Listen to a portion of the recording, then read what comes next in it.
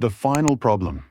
It is with a heavy heart that I take up my pen to write these the last words in which I shall ever record the singular gifts by which my friend Mr. Sherlock Holmes was distinguished.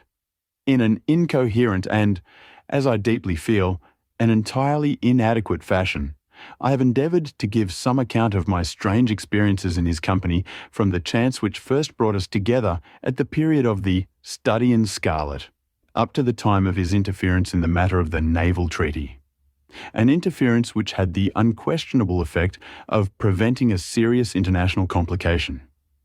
It was my intention to have stopped there, and to have said nothing of that event which has created a void in my life which the lapse of 2 years has done little to fill.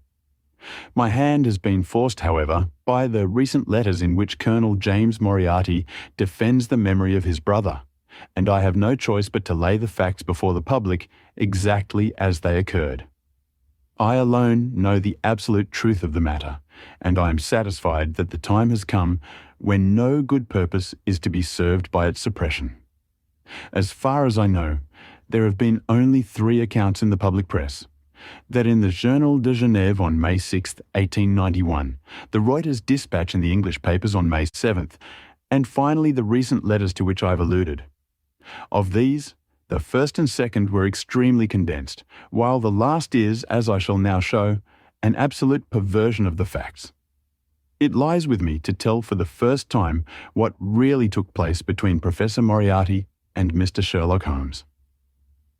It may be remembered that after my marriage and my subsequent start in private practice, the very intimate relations which had existed between Holmes and myself became to some extent modified. He still came to me from time to time when he desired a companion in his investigation, but these occasions grew more and more seldom, until I find that in the year 1890 there were only 3 cases of which I retain any record. During the winter of that year and the early spring of 1891, I saw in the papers that he had been engaged by the French government upon a matter of supreme importance, and I received 2 notes from Holmes, dated from Narbonne and from Nîmes, from which I gathered that his stay in France was likely to be a long one. It was with some surprise, therefore, that I saw him walk into my consulting room upon the evening of April the 24th. It struck me that he was looking even paler and thinner than usual. "Yes, I have been using myself up rather too freely," he remarked in answer to my look rather than to my words. "I have been a little pressed of late. Have you any objection to my closing your shutters?" The only light in the room came from the lamp upon the table at which I had been reading. Holmes edged his way round the wall, and flinging the shutters together, he bolted them securely. "You are afraid of something?" I asked. "Well, I am." "Of what?" "Of air guns." "My dear Holmes, what do you mean?" "I think that you know me well enough, Watson, to understand that I am by no means a nervous man. At the same time, it is stupidity rather than courage to refuse to recognize danger when it is close upon you. Might I trouble you for a match?" He drew in the smoke of his cigarette as if the soothing influence was grateful to him. "I must apologize for calling so late," said he, "and I must further beg you to be so unconventional as to allow me to leave your house presently by scrambling over your back garden wall." "But what does it all mean?" I asked. He held out his hand, and I saw in the light of the lamp that 2 of his knuckles were burst and bleeding. "It is not an airy nothing, you see," said he, smiling. "On the contrary, it is solid enough for a man to break his hand over. Is Mrs. Watson in?" "She is away upon a visit." "Indeed, you are alone?" "Quite a. Then it makes it the easier for me to propose that you should come away with me for a week to the continent." "Where?" "Oh, anywhere. It's all the same to me." There was something very strange in all this. It was not Holmes's nature to take an aimless holiday, and something about his pale, worn face told me that his nerves were at their highest tension. He saw the question in my eyes, and, putting his fingertips together and his elbows upon his knees, he explained the situation. "You have probably never heard of Professor Moriarty?" said he. "Never?" "Aye, there's the genius and the wonder of the thing," he cried. "The man pervades London, and no one has heard of him. That's what puts him on a pinnacle in the records of crime. I tell you, Watson, in all seriousness, that if I could beat that man, if I could free society of him, I should feel that my own career had reached its summit, and I should be prepared to turn to some more placid line in life. Between ourselves, the recent cases in which I have been of assistance to the royal family of Scandinavia and to the French Republic have left me in such a position that I could continue to live in the quiet fashion which is most congenial to me, and to concentrate my attention upon my chemical researches. But I could not rest, Watson. I could not sit quiet in my chair if I thought that such a man as Professor Moriarty were walking the streets of London unchallenged. What has he done then? His career has been an extraordinary one. He is a man of good birth and excellent education, endowed by nature with a phenomenal mathematical faculty. At the age of 21, he wrote a treatise upon the binomial theorem, which has had a European vogue. On the strength of it, he won the mathematical chair at one of our smaller universities, and had, to all appearance, a most brilliant career before him. But the man had hereditary tendencies of the most diabolical kind. A criminal strain ran in his blood, which, instead of being modified, was increased and rendered infinitely more dangerous by his extraordinary mental powers. Dark rumours gathered round him in the university town, and eventually he was compelled to resign his chair and to come down to London, where he set up as an army coach. So much is known to the world, but what I am telling you now is what I have myself discovered. As you are aware, Watson, there is no one who knows the higher criminal world of London so well as I do. For years past, I have continually been conscious of some power behind the malefactor, some deep organising power which forever stands in the way of the law and throws its shield over the wrongdoer. Again and again, in cases of the most varying sorts, forgery cases, robberies, murders, I have felt the presence of this force, and I have deduced its action in many of those undiscovered crimes in which I have not been personally consulted. For years I have endeavoured to break through the veil which shrouded it, and at last the time came when I seized my thread and followed it, until it led me, after 1,000 cunning windings, to ex-Professor Moriarty, of mathematical celebrity. He is the Napoleon of crime, Watson. He is the organizer of half that is evil, and of nearly all that is undetected in this great city. He is a genius, a philosopher, an abstract thinker. He has a brain of the first order. He sits motionless, like a spider in the centre of its web, but that web has 1,000 radiations, and he knows well every quiver of each of them. He does little himself. He only plans. But his agents are numerous and splendidly organised. Is there a crime to be done, a paper to be abstracted, we will say, a house to be rifled, a man to be removed? The word is passed to the professor, the matter is organised and carried out. The agent may be caught. In that case, money is found for his bail or his defence. But the central power which uses the agent is never caught, never so much as suspected. This was the organisation which I deduced, Watson, and which I devoted my whole energy to exposing and breaking up. But the professor was fenced round with safeguards so cunningly devised that, do what I would, it seemed impossible to get evidence which would convict in a court of law. You know my powers, my dear Watson, and yet, at the end of 3 months, I was forced to confess that I had at last met an antagonist who was my intellectual equal. My horror at his crimes was lost in my admiration at his skill. But at last, he made a trip.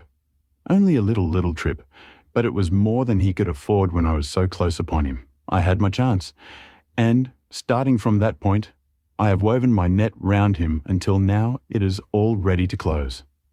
In 3 days, that is to say, on Monday next, matters will be ripe, and the professor, with all the principal members of his gang, will be in the hands of the police.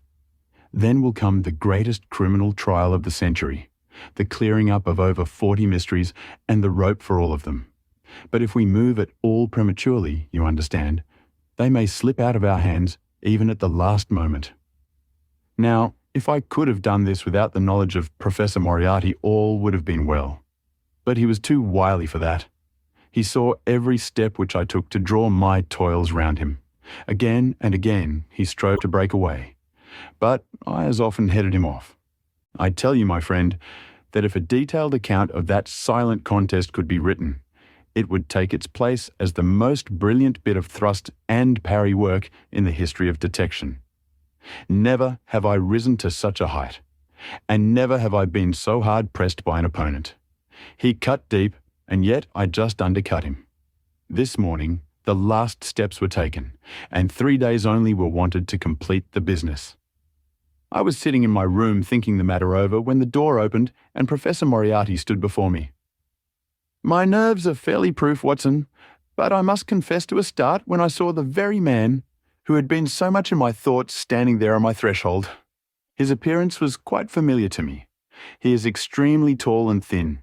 His forehead domes out in a white curve, and his 2 eyes are deeply sunken in his head. He is clean-shaven, pale, and ascetic-looking, retaining something of the professor in his features. His shoulders are rounded from much study, and his face protrudes forward, and is forever slowly oscillating from side to side in a curiously reptilian fashion.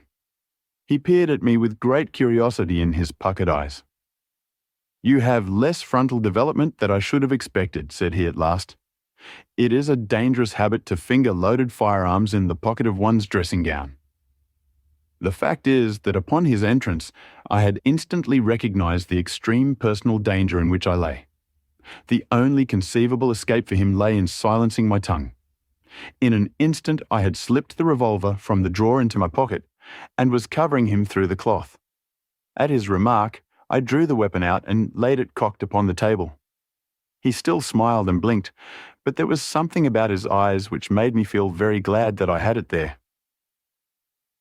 "You evidently don't know me," said he. "On the contrary," I answered, "I think it is fairly evident that I do. Pray take a chair. I can spare you 5 minutes if you have anything to say." "All that I have to say has already crossed your mind," said he. "Then possibly my answer has crossed yours," I replied. "You stand fast?"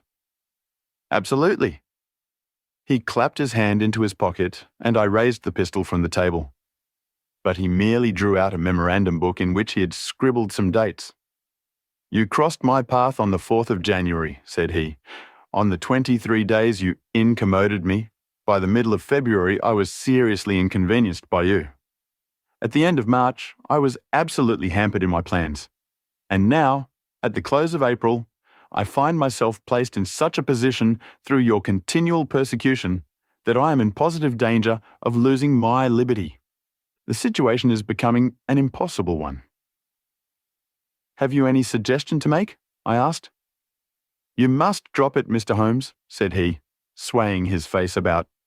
"You really must, you know." "After Monday," said I. "Tut, tut," said he. "I am quite sure that a man of your intelligence will see that there can be but one outcome to this affair. It is necessary that you should withdraw. You have worked things in such a fashion that we have only one resource left. It has been an intellectual treat to me to see the way in which you have grappled with this affair, and I say unaffectedly that it would be a grief to me to be forced to take any extreme measure. You smile, sir, but I assure you that it really would." "Danger is part of my trade," I remarked. "That is not danger," said he. "It is inevitable destruction. You stand in the way not merely of an individual, but of a mighty organization, the full extent of which you, with all your cleverness, have been unable to realize. You must stand clear, Mr. Holmes, or be trodden underfoot." "I am afraid," said I, rising, "that in the pleasure of this conversation I am neglecting business of importance which awaits me elsewhere." He rose also and looked at me in silence, shaking his head sadly. "Well, well," said he at last. "It seems a pity, but I have done what I could. I know every move of your game. You can do nothing before Monday. It has been a duel between you and me, Mr. Holmes. You hope to place me in the dock. I tell you that I will never stand in the dock. You hope to beat me. I tell you that you will never beat me. If you are clever enough to bring destruction upon me, rest assured that I shall do as much to you." "You have paid me several compliments, Mr. Moriarty," said I. Let me pay you one in return when I say that if I were assured of the former eventuality, I would, in the interests of the public, cheerfully accept the latter. I can promise you the one, but not the other, he snarled, and so turned his rounded back upon me, and went peering and blinking out of the room. That was my singular interview with Professor Moriarty. I confess that it left an unpleasant effect upon my mind. His soft, precise fashion of speech leaves a conviction of sincerity which a mere bully could not produce. Of course, you will say, why not take police precautions against him? The reason is that I am well convinced that it is from his agents the blow would fall. I have the best proofs that it would be so. You have already been assaulted? My dear Watson, Professor Moriarty is not a man who lets the grass grow under his feet. I went out about midday to transact some business in Oxford Street. As I passed the corner which leads from Bentinck Street onto the Welbeck Street crossing, a two-horse van furiously driven whizzed round and was on me like a flash. I sprang for the footpath and saved myself by the fraction of a second. The van dashed round by Marylebone Lane and was gone in an instant.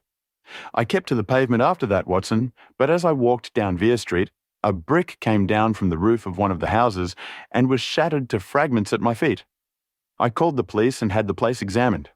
There were slates and bricks piled up on the roof preparatory to some repairs, and they would have me believe that the wind had toppled over one of these. Of course I knew better, but I could prove nothing. I took a cab after that and reached my brother's rooms in Pall Mall, where I spent the day. Now I have come round to you, and on my way, I was attacked by a rough with a bludgeon. I knocked him down, and the police have him in custody. But I can tell you with the most absolute confidence that no possible connection will ever be traced between the gentleman upon whose front teeth I have barked my knuckles, and the retiring mathematical coach, who is, I dare say, working out problems upon a blackboard 10 miles away. You will not wonder, Watson, that my first act on entering your rooms was to close your shutters, and that I've been compelled to ask your permission to leave the house by some less conspicuous exit than the front door. I had often admired my friend's courage, but never more than now, as he sat quietly checking off a series of incidents which must have combined to make up a day of horror. You will spend the night here? I said. No, my friend, you might find me a dangerous guest. I have my plans laid, and all will be well. Matters have gone so far now that they can move without my help as far as the arrest goes, though my presence is necessary for a conviction. It is obvious, therefore, that I cannot do better than get away for the few days which remain before the police are at liberty to act. It would be a great pleasure to me, therefore, if you could come on to the continent with me. The practice is quiet, said I, and I have an accommodating neighbour. I should be glad to come. And to start tomorrow morning? If necessary. Oh yes, it is most necessary. Then these are your instructions, and I beg, my dear Watson, that you will obey them to the letter, for you are now playing a double-handed game with me against the cleverest rogue and the most powerful syndicate of criminals in Europe. Now listen. You will dispatch whatever luggage you intend to take by a trusty messenger unaddressed to Victoria tonight. In the morning, you will send for a hansom, desiring your man to take neither the first nor the second which may present itself. Into this hansom you will jump, and you will drive to the Strand end of the Lowther Arcade, handing the address to the cabman upon a slip of paper, with a request that he will not throw it away. Have your fare ready, and the instant that your cab stops, dash through the arcade, timing yourself to reach the other side at 9:15. You will find a small brougham waiting close to the curb, driven by a fellow with a heavy, black cloak tipped at the collar with red. Into this you will step, and you will reach Victoria in time for the Continental Express. Where shall I meet you? At the station. The second first-class carriage from the front will be reserved for us. The carriage is our rendezvous, then? Yes. It was in vain that I asked Holmes to remain for the evening. It was evident to me that he thought he might bring trouble to the roof he was under, and that was the motive which impelled him to go.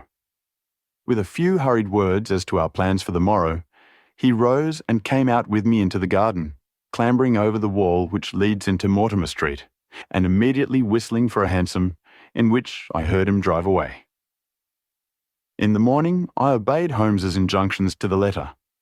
A hansom was procured with such precaution as would prevent its being one which was placed ready for us, and I drove immediately after breakfast to the Lowther Arcade, through which I hurried at the top of my speed.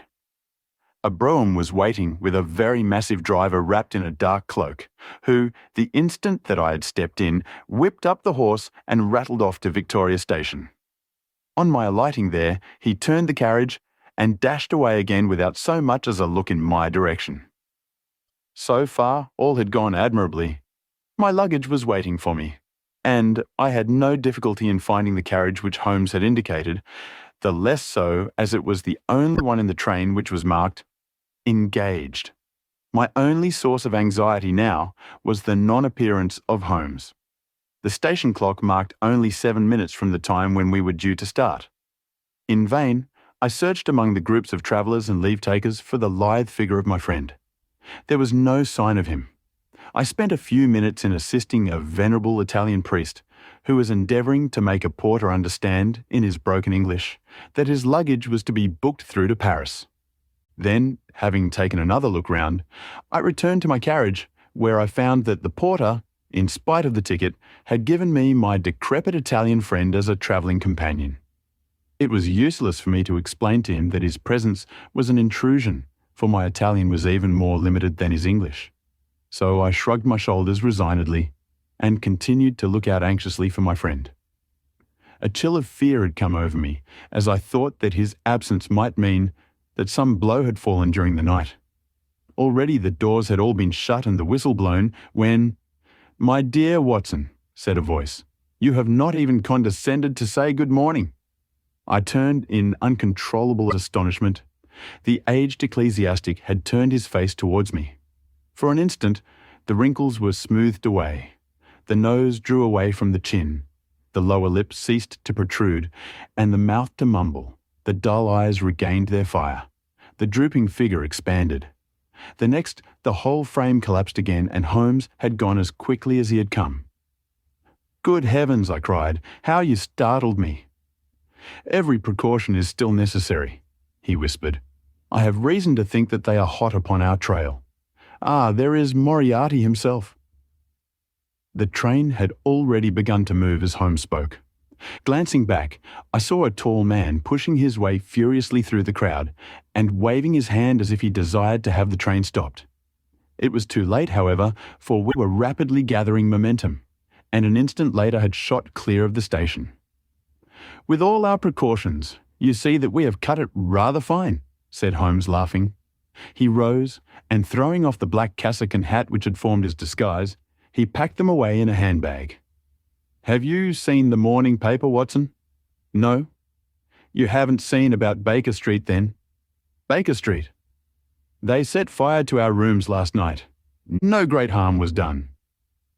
"Good heavens, Holmes, this is intolerable."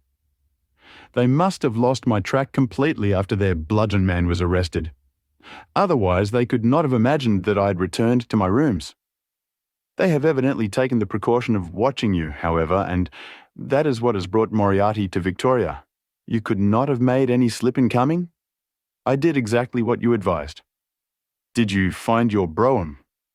"Yes, it was waiting." "Did you recognize your coachman?" "No." "It was my brother Mycroft. It is an advantage to get about in such a case without taking a mercenary into your confidence. But we must plan what we are to do about Moriarty now. As this is an express, and as the boat runs in connection with it, I should think we have shaken him off very effectively." "My dear Watson, you evidently did not realize my meaning when I said that this man may be taken as being quite on the same intellectual plane as myself. You do not imagine that if I were the pursuer, I should allow myself to be baffled by so slight an obstacle. Why then should you think so meanly of him? What will he do?" "What I should do." "What would you do then?" "Engage a special." "But it must be late." "By no means. This train stops at Canterbury, and there is always at least a quarter of an hour's delay at the boat. He will catch us there. One would think that we were the criminals. Let us have him arrested on his arrival. It would be to ruin the work of 3 months. We should get the big fish, but the smaller would dart right and left out of the net. On Monday, we should have them all. No, an arrest is inadmissible. What then? We shall get out at Canterbury. And then? Well, then we must make a cross-country journey to Newhaven and so over to Dieppe. Moriarty will again do what I should do. He will get on to Paris, mark down our luggage, and wait for 2 days at the depot. In the meantime, we shall treat ourselves to a couple of carpet-bags, encourage the manufactures of the countries through which we travel, and make our way, at our leisure, into Switzerland, via Luxembourg and Bâle. At Canterbury, therefore, we alighted only to find that we should have to wait an hour before we could get a train to Newhaven. I was still looking rather ruefully after the rapidly disappearing luggage van, which contained my wardrobe, when Holmes pulled my sleeve and pointed up the line. "Already, you see," said he. Far away from among the Kentish woods, there rose a thin spray of smoke. A minute later, a carriage and engine could be seen flying along the open curve which leads to the station. We had hardly time to take our place behind a pile of luggage when it passed with a rattle and a roar, beating a blast of hot air into our faces. "There he goes," said Holmes, as we watched the carriage swing and rock over the point. "There are limits, you see, to our friend's intelligence. It would have been a coup de maître had he deduced what I would deduce and acted accordingly. And what would he have done had he overtaken us? There cannot be the least doubt that he would have made a murderous attack upon me. It is, however, a game at which two may play. The question now is whether we should take a premature lunch here or run our chance of starving before we reach the buffet at Newhaven." We made our way to Brussels that night and spent 2 days there, moving on upon the 3rd day as far as Strasbourg. On the Monday morning, Holmes had telegraphed to the London police, and in the evening we found a reply waiting for us at our hotel. Holmes tore it open, and then, with a bitter curse, hurled it into the grate. "I might have known it," he groaned. "He has escaped. Moriarty! They have secured the whole gang with the exception of him. He has given them the slip. Of course, when I had left the country, there was no one to cope with him, but I did think that I had put the game in their hands. I think that you had better return to England, Watson." "Why?" "Because you will find me a dangerous companion now. This man's occupation is gone. He is lost if he returns to London. If I read his character right, he will devote his whole energies to revenging himself upon me. He said as much in our short interview, and I fancy that he meant it. I should certainly recommend you to return to your practice." It was hardly an appeal to be successful with one who was an old campaigner as well as an old friend. We sat in the Strasbourg salle à manger, arguing the question for half an hour. But the same night we had resumed our journey and were well on our way to Geneva. For a charming week we wandered up the valley of the Rhone, and then, branching off at Loic, we made our way over the Gemmi Pass, still deep in snow, and so, by way of Interlaken, to Meiringen. It was a lovely trip, the dainty green of the spring below, the virgin white of the winter above. But it was clear to me that never for one instant did Holmes forget the shadow which lay across him. In the homely alpine villages, or in the lonely mountain passes, I could tell by his quick glancing eyes and his sharp scrutiny of every face that passed us, that he was well convinced that, walk where we would, we could not walk ourselves clear of the danger which was dogging our footsteps. Once I remember, as we passed over the Gemmi, and walked along the border of the melancholy d'Aubansay, a large rock which had been dislodged from the ridge upon our right clattered down and roared into the lake behind us. In an instant, Holmes had raced up onto the ridge, and, standing upon a lofty pinnacle, craned his neck in every direction. It was in vain that our guide assured him that a fall of stones was a common chance in the springtime at that spot. He said nothing, but he smiled at me with the air of a man who sees the fulfilment of that which he had expected. and yet, for all his watchfulness, he was never depressed. On the contrary, I can never recollect having seen him in such exuberant spirits.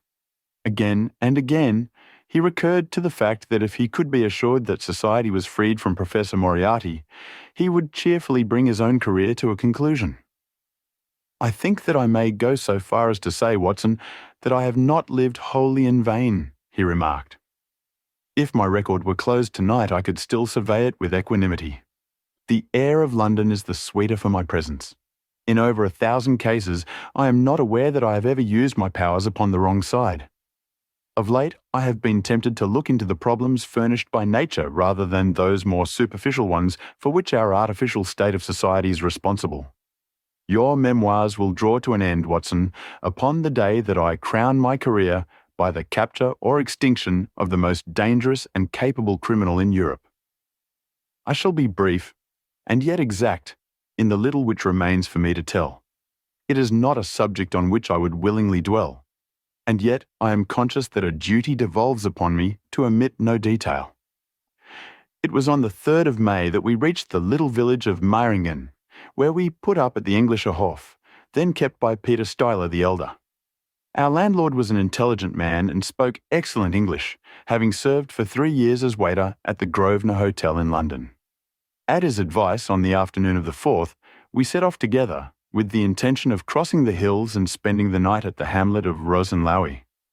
We had strict injunctions, however, on no account to pass the falls of Reichenbach, which are about halfway up the hill, without making a small detour to see them. It is indeed a fearful place.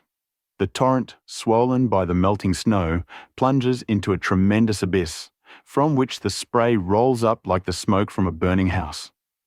The shaft into which the river hurls itself is an immense chasm, lined by glistening coal-black rock, and narrowing into a creaming, boiling pit of incalculable depth, which brims over and shoots the stream onward over its jagged lip. The long sweep of green water roaring forever down, and the thick, flickering curtain of spray hissing forever upward, turn a man giddy with their constant whirl and clamour. We stood near the edge, peering down at the gleam of the breaking water far below us against the black rocks, and listening to the half-human shout which came booming up with the spray out of the abyss.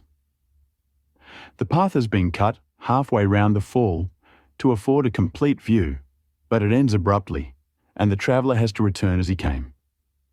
We had turned to do so when we saw a Swiss lad come running along it with a letter in his hand.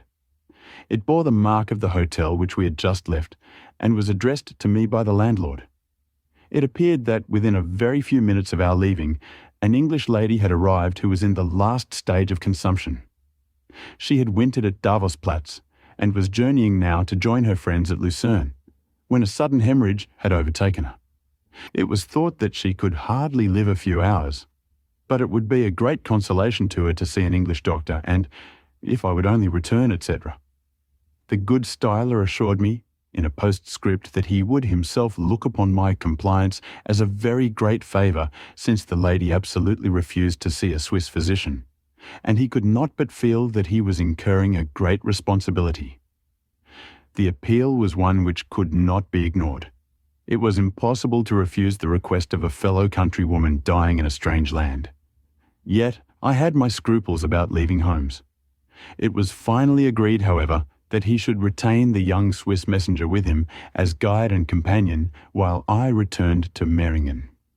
My friend would stay some little time at the fall, he said, and would then walk slowly over the hill to Rosenlaui, where I was to rejoin him in the evening. As I turned away, I saw Holmes, with his back against a rock and his arms folded, gazing down at the rush of the waters. It was the last that I was ever destined to see of him in this world. When I was near the bottom of the descent, I looked back. It was impossible from that position to see the fall, but I could see the curving path which winds over the shoulder of the hill and leads to it. Along this, a man was, I remember, walking very rapidly. I could see his black figure clearly outlined against the green behind him. I noted him and the energy with which he walked, but he passed from my mind again as I hurried on upon my errand.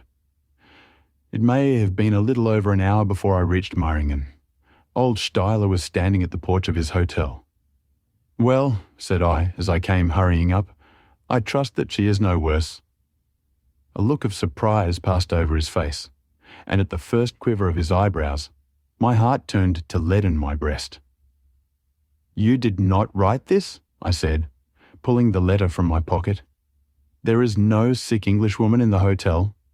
"Certainly not," he cried, "but it has the hotel mark upon it. Ha, it must have been written by that tall Englishman who came in after you had gone. He said—" But I waited for none of the landlord's explanations. In a tingle of fear, I was already running down the village street and making for the path which I had so lately descended. It had taken me an hour to come down. For all my efforts, 2 more had passed before I found myself at the fall of Reichenbach once more. There was Holmes's alpine-stock still leaning against the rock by which I had left him, but there was no sign of him, and it was in vain that I shouted. My only answer was my own voice, reverberating in a rolling echo from the cliffs around me. It was the sight of that alpine-stock which turned me cold and sick. He had not gone to Rosenlaui then. He had remained on that 3-foot path, with sheer wall on one side and sheer drop on the other, until his enemy had overtaken him. The young Swiss had gone too. He had probably been in the pay of Moriarty, and had left the 2 men together. And then what had happened? Who was to tell us what had happened then? I stood for a minute or 2 to collect myself, for I was dazed with the horror of the thing. Then I began to think of Holmes's own methods and to try to practice them in reading this tragedy. It was, alas, only too easy to do. During our conversation, we had not gone to the end of the path, and the alpine stock marked the place where we had stood. The blackish soil is kept forever soft by the incessant drift of spray, and a bird would leave its tread upon it. 2 lines of footmarks were clearly marked along the farther end of the path, both leading away from me. There were none returning. A few yards from the end, the soil was all ploughed up into a patch of mud, and the branches and ferns which fringed the chasm were torn and bedraggled. I lay upon my face and peered over with the spray spouting up all around me. It had darkened since I left, and now I could only see here and there the glistening of moisture upon the black walls, and far away down at the end of the shaft, the gleam of the broken water. I shouted, but only the same half-human cry of the fall was borne back to my ears. But it was destined that I should after all have a last word of greeting from my friend and comrade. I have said that his alpine stock had been left leaning against a rock which jutted onto the path. From the top of this boulder, the gleam of something bright caught my eye, and, raising my hand, I found that it came from the silver cigarette case which he used to carry. As I took it up, a small square of paper, upon which it had lain, fluttered down onto the ground. Unfolding it, I found that it consisted of 3 pages torn from his notebook and addressed to me. It was characteristic of the man that the direction was as precise and the writing as firm and clear, as though it had been written in his study. "My dear Watson," it said, "I write these few lines through the courtesy of Mr. Moriarty, who awaits my convenience for the final discussion of those questions which lie between us. He has been giving me a sketch of the methods by which he avoided the English police and kept himself informed of our movements. They certainly confirm the very high opinion which I had formed of his abilities. I am pleased to think that I shall be able to free society from any further effects of his presence, though I fear that it is at a cost which will give pain to my friends, and especially, my dear Watson, to you. I have already explained to you, however, that my career had in any case reached its crisis, and that no possible conclusion to it could be more congenial to me than this. Indeed, if I may make a full confession to you, I was quite convinced that the letter from Meiringen was a hoax, and I allowed you to depart on that errand under the persuasion that some development of this sort would follow. Tell Inspector Patterson that the papers which he needs to convict the gang are in pigeonhole M, done up in a blue envelope and inscribed Moriarty. I made every disposition of my property before leaving England, and handed it to my brother Mycroft. Pray give my greetings to Mrs. Watson, and believe me to be, my dear fellow, very sincerely yours, Sherlock Holmes, A few words may suffice to tell the little that remains. An examination by experts leaves little doubt that a personal contest between the two men ended, as it could hardly fail to end in such a situation, in their reeling over, locked in each other's arms.